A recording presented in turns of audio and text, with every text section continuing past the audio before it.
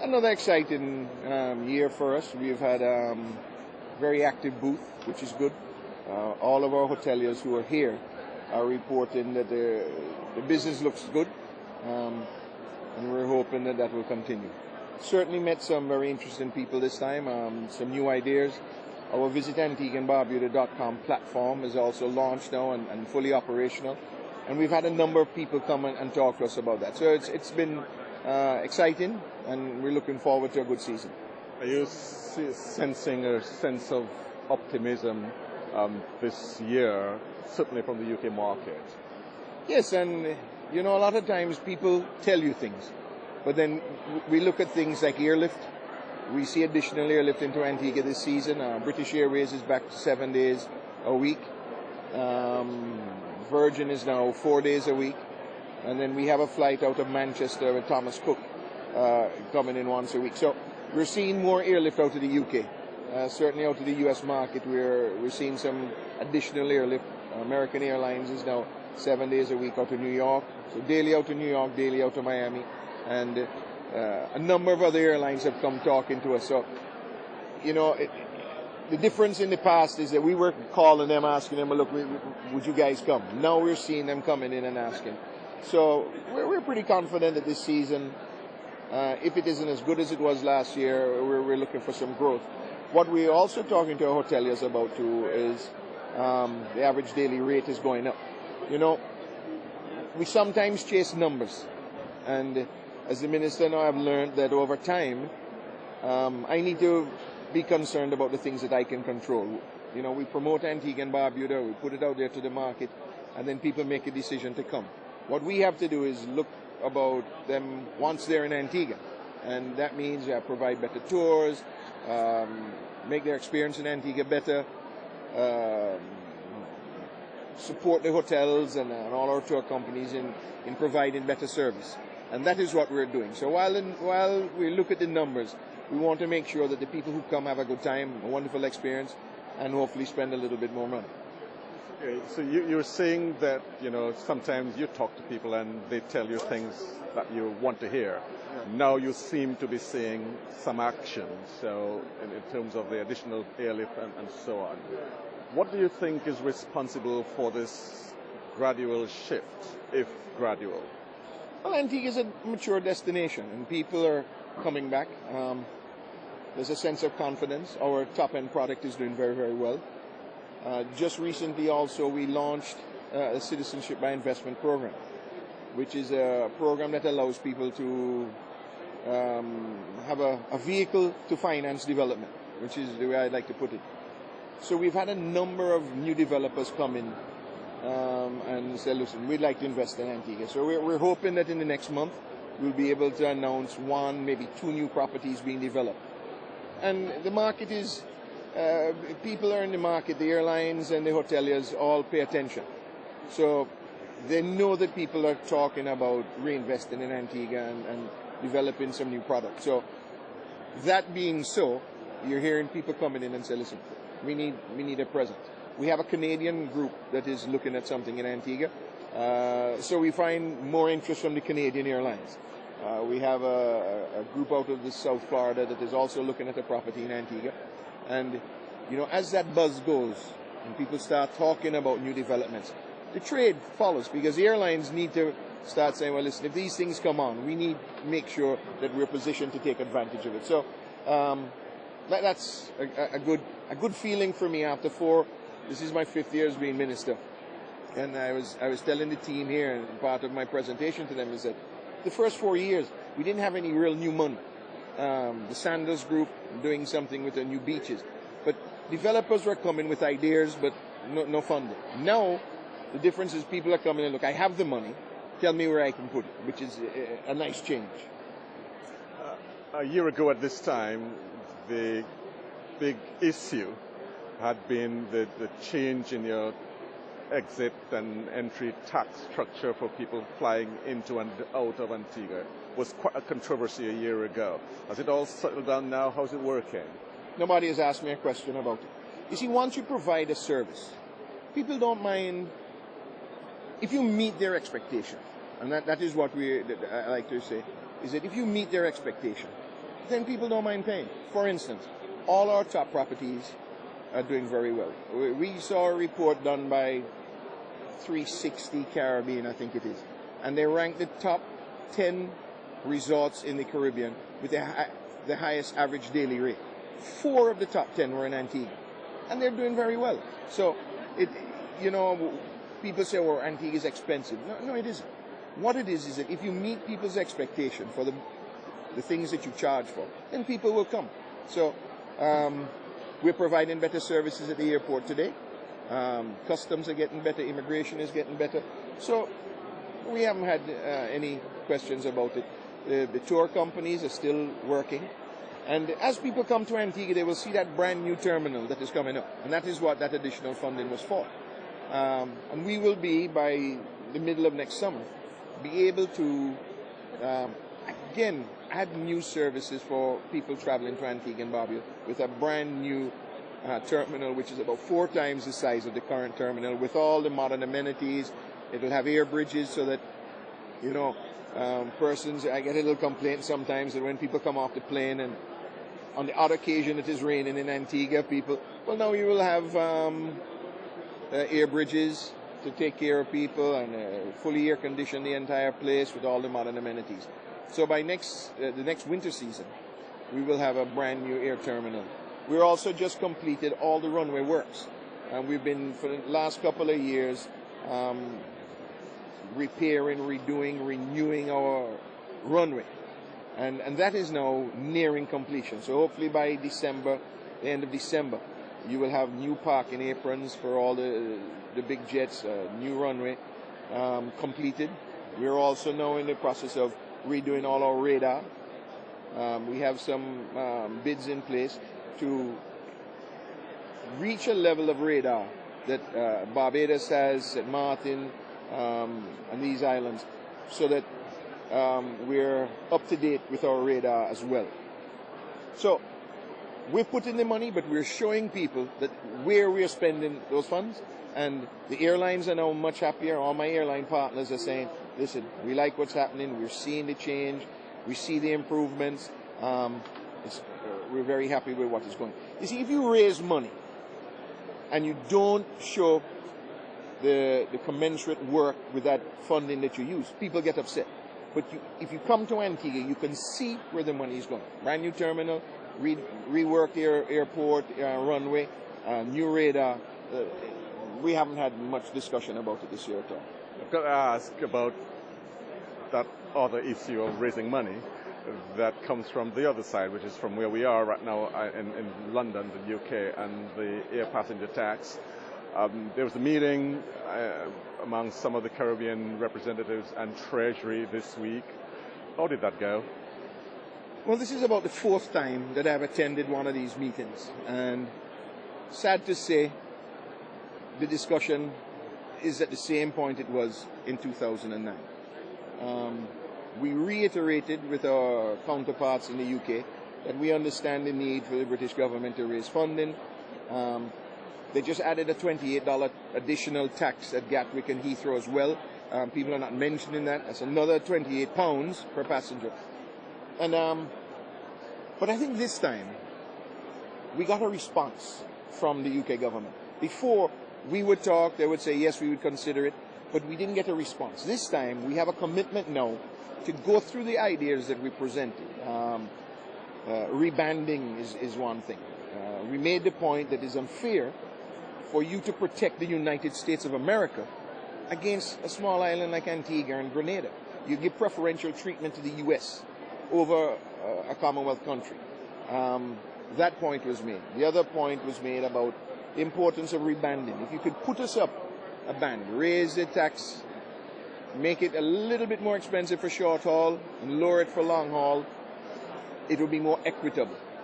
The other issue we looked at was the community of interest proposal, where we could identify Hamilton, Bermuda as the capital of the CARICOM region, and we all then get into the same band. They had a response for that this time, which they never did before. So we have a response was? Well, the response was they thought that it would be in violation of the Chicago Convention. We made the point to them that if that is in violation, then them taxing us different to America is in violation. And also, They have split Russia into two areas. So if you could split Russia into two areas, why can't you do that for the Caribbean, your Commonwealth brothers and sisters? So we've agreed now to have some dialogue back and forth over those specific issues to see if we can come to a common agreement, which is for the first time that was done. Have we moved? I don't think so. Yeah? Will we move? Will we move? At least now we have a path for some movement. The other idea that was broached too is that if you can't do that, well then how about giving us some equal compensation on this side to promote the islands through a package? That is something else we will look at as well. But we were represented at that meeting by myself, our chairman, Miss Beverly Dottie Nicholson, the minister from Jamaica, minister from Grenada. We had a representative from Trinidad. So we had a full delegation to visit the Treasury yesterday. There's the other issue, and you heard at the UNWTO's ministerial summit just yesterday, about that whole issue of taxation and the impact on travel, that if you lower taxation, then you help travel as well. We in the Caribbean ourselves do have some pretty high taxes, don't we? Doesn't that impede? So don't we have to look at ourselves as well? Absolutely. I mean, the case of Liat, if you look at a Liat ticket, sometimes the taxes are 40% of the cost of the ticket. And that's a real challenge. Antigua is a shareholder in Liat, and we have a real challenge with that.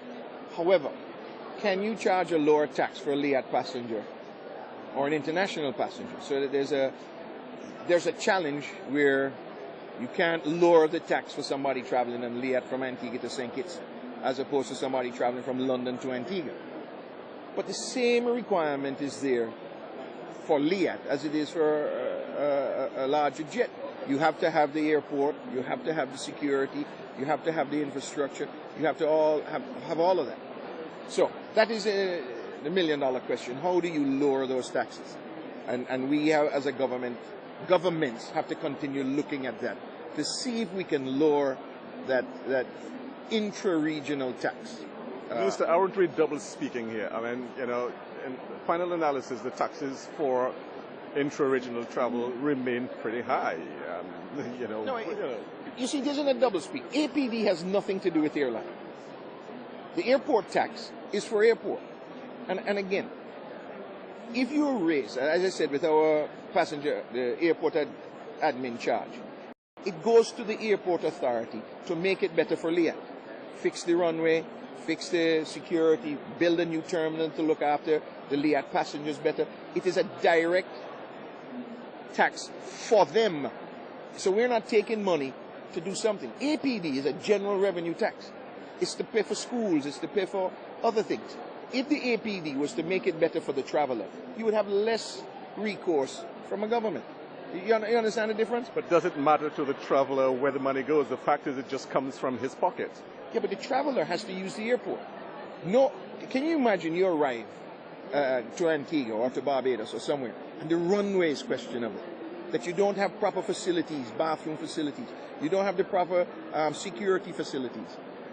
We're expected, governments are expected, to raise the level at the airports, to raise the level of security, to raise the level of immigration and customs, to raise the level of the amenities. Everybody wants free internet. Everybody wants all the... Somebody has to pay for that. It can't be on the back of every Antiguan. So we share that cost with the traveler. Yeah? No. If we said, look, we're going to take $20 from everybody else to fund a school meals program, that's a different issue. The passenger isn't benefiting from that. But every penny we raise at the airport is for the benefit of the passenger. APD does not do that. APD is taking money from the passenger to do something else, and that's the difference in the taxes. It might be semantics, but that's the fact. And you've mentioned Liat a few times there. You're a major shareholder of Liat, headquarters of the airline.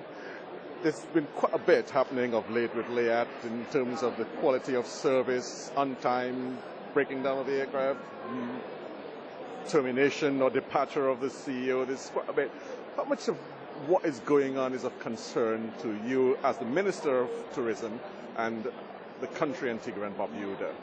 I'm also the Minister of Civil Aviation. So I have Liat challenges in both departments. The question is, all these prognoses that they have, all these comments, nobody can tell us how to do it better. And that's the challenge. Alan Stanford tried and invested nearly $400 million US. Where is that airline today?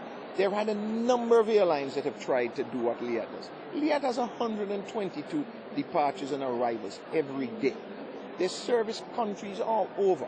Spanish, French. They have, I think, 20-something unions. It isn't an easy business model. There's nobody else that's doing it anywhere. You can't call somebody and say, I have experience in the Liat model, so I can run your airline. If it was that easy, we would have paid for somebody to do it. We just went through a refleeting program. And I think the 6 of the ATRs are in. So the maintenance costs will go down. But there's some teething problems with that. I don't know who didn't realize that you can't fly a heavy aircraft and a light aircraft at the time. So they had problems with that transition. Those are challenges and that happen. But the Liat model is very, very difficult to manage. I don't think anybody, if you sit and you look at the complexity of Liat, in one day they fly into a Dutch destination, a French destination, a Spanish destination, a US destination, English destination. Each one of those have a different civil aviation regulation. Each one have different authorities. Each one have different laws. Each ones have different rules. So you have to have people trained in all 5 jurisdictions. And that's just the day-to-day entry. You have to have people hired in all those places. You have to abide by their rules and their laws and their unions. Then the pilots. And the pilots fly, and I understand they went and go slow this week over one person. Now, in other places, that would be a challenge. And I think there's a move to make Liat an essential service. And I'm going to support that because the time has come for that kind of nonsense to stop. Yeah? You can't just put everybody because you have a problem with one pilot who you have a disagreement with. There are ways that you deal with that, but you can't put the whole airline and every traveling partner at risk and put them out because you have one not one work-related issue with one pilot. Those are things that are unconscionable. And I hope the pilots understand that that's the way we feel. They think that they know more than everybody else. And it's unfortunate. I don't want to speak out of turn. But as the Minister of Tourism, and I share with my colleagues this all the time, you can't have one body creating a dysfunction in this thing because they have one work-related dispute. That is not right. It's not responsible, and it affects the way Liat works. Now, does Liat have other problems? Absolutely. But compounding it with stupidity like that does not make it better. I want to touch a little bit on all of the issues that you say that the airline faces with jurisdictions and refleeting and all of that. But customer service is customer service, and one of the primary complaints you hear is the lack of proper customer service. I'm not going to make any excuses for everybody, but there's no company in the Caribbean that has the challenges of operation that Liat has. In some countries, Liat have a handling agent. In some countries, they have Liat staff. Yeah? And you have a challenge. There's nobody else that has to do what Liat does. I'm not making any excuse for them. But some of the best and brightest people at Liat's line staff, some of the people at gates that go through things that you wouldn't imagine. And I'm not going to cast a blanket that of one wide stripe that you have poor. The amount of flights that leave every day and the amount of work that the average Liat staff does in each island is commendable. Now, do you have some problems from time to time? Absolutely. Disgruntled passengers come and they miss their plane or the flight breaks down or something like that. Everybody gets frustrated. And sometimes they take it out on the line staff, who are not the ones that are causing the challenge, but they get the blame. But they're the ones facing the customers. Yes, and I have seen people abuse some of them, that if it was me, it would have been a different case. Does that make an excuse for them? No. But we have to continue working. We have to continue to support them because the challenges they face is amazingly high. And if anybody, the big Trinidad and Tobago with their Caribbean airlines, Barbados with Red Jet, all of them. None of them have been able to make it work. There have been 50 airlines. This thing about Liat having a monopoly, that's nonsense. It's open skies. Anybody can come on the route. There's nobody willing to take the challenge to come and compete with Liat. None. There's zero. You have people who cherry pick. Win Air and SVG Air, and they do the little ones. But none of them will come and do what Liat is doing. You know why? They don't know how to do it. If it was that easy and simple, other people would do it. I'm saying again, I'm not making any excuse for the line staff. I don't know how many stations Liat has, but they have 122 flights every day. The chances are that something is going to happen on one or two of those flights. And it's a domino effect. If the flight breaks down in St. Vincent and it has to go Barbados, St. Lucia, and so on, there are a lot of people along the chain that are going to be upset with it, right? But it's what we have. We're continuing to strive to make it better. And can you imagine the day without Liat? I want people to really think. Where would Dominica, St. Kitts, St. Vincent, Grenada, even Antigua be? Let Liat break down for 2 days. Let Liat just stop flying for 2 days. And people will really understand how important Liat is. So this is why I'm saying that I would support all of us getting together and making Liat an essential service so that you can't have these wildcat strikes and things like that. Dominica shareholders, Antigua shareholders, St. Lucia are not, St. Vincent are not. Well, St. Vincent are shareholders as well. But St. Kitts isn't, St. Lucia isn't, and several others. Is it time for Liat to change its method of operation and cherry pick? Liat has a regional responsibility. I went to a civil aviation meeting and people, you have consultants come in and say Liat should go to a commercial airline and make commercial decisions. That's nonsense. And I make it clear to them that if you wanted to make a commercial, just a purely commercial airline, yeah, a lot of these islands wouldn't get any service. And you cannot do that. There must be an understanding. I keep encouraging my colleagues in St. Lucia to come and take an interest, St. Kitts to come and take an interest in Liat. Because it's ours. It's what we have. All of us have to continue to strive to make it better. Yeah? Banging Liat on the head is easy to do, but ask them what they can do without it. I keep saying, anytime you're ready for Liat not to come to your destination, just call us and tell us. It's okay. We will find a way. Listen, some of my colleagues pay American, British Airways, Condor, pay everybody to fly to their islands. But they won't give Liat a coin. Let Liat stop flying to some of them destinations. And we will see. You think British Airways is going to do Antigua, St. Lucia 4 days a week? Or 4 times a day? They can do Antigua, St. Kitts, Nevis, St. Martin. Who's going to do that? They have other airlines. Seabourn is in now, Win Air, SVG Air. They have all of them. The cherry pick. Are they going to do the full? I had a colleague of mine said he was in St. Vincent and it took him 8 hours to get to his home, right? I said, well, listen, get an airline to fly St. Vincent, Nevis, no problem, or St. Vincent, St. Kitts. You find the airline to do it.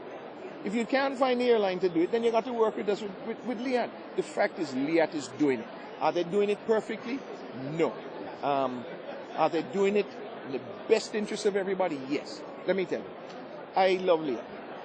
I am a huge supporter of Liat because I recognize the service that Liat brings. Again, can it get better? Absolutely. Can we as governments do better with Liat? Absolutely. But we have to work towards that. Throwing it away isn't the answer. Making it better is the answer. And if all of us come on board and participate, Liat will be better for it. Let's go back very quickly to Antigua and Barbuda and your projections for tourism for the coming year. I think we will do better this year. Talking to the hotel partners, they all are looking up. Now, numbers, if you're playing the numbers game, Royal Antiguan is closed. Yeah, that's 275 rooms that are out. I don't know when they're going to reopen. All the other hotel properties are up. My concern, again, is I cannot tell you what the numbers are going to be. I'll let the hoteliers and the airlines and so deal with it. Our job is to promote Antigua and Barbuda outside the numbers come, and then when the people arrive in Antigua, we have to make sure they have a good experience. And that is what we are working, the government is working with our hoteliers to ensure that the experience in Antigua is good. That way, that average daily rate and the receipts from tourism continue to rise. I am measuring it at our receipts at the end of the year. The World Travel and Tourism Council put out a report, and every year for the last 5 years, Antigua's gross receipts from tourism are steadily rising. And that is what I am looking at. So if our numbers are around the same, then I'm okay with that once the receipts are going up. And my hoteliers are happy with that. So I made the example at a radio program in Antigua that if the average daily rate is $100 now, and we have 250,000 people come, if we maintain the 250,000 people, but the average daily rate goes up to $150, there's growth. So if you only look at the numbers, it will give you a distorted impression of... And by numbers, you mean their rivals? Their rivals. Their rivals is not the only thing. You need that mass, you need that critical mass of people. What you want, though, is the customer in Antigua spending some more. That way the hoteliers do better, people in business on island do better, the product, and this is where we have to continue developing the product. The last thing I want to say is visit AntiguaBarbuda.com, our new digital platform that is launched. I want to invite everybody to come and visit us on visitantiguabarbuda.com. It tells, we are very proud of that platform, and I'm going to make a very broad statement. There's no destination in the world, not in the Caribbean, in the world, that are doing what we're doing on the digital platform. I invite people to go and look. Just the map feature alone. We have an embedded Google Earth map of Antigua and Barbuda in our site. That's active. That you can go on the map and go to the hotel, open the hotel, a window drops down with all the hotels, all our tours, music festivals, everything there.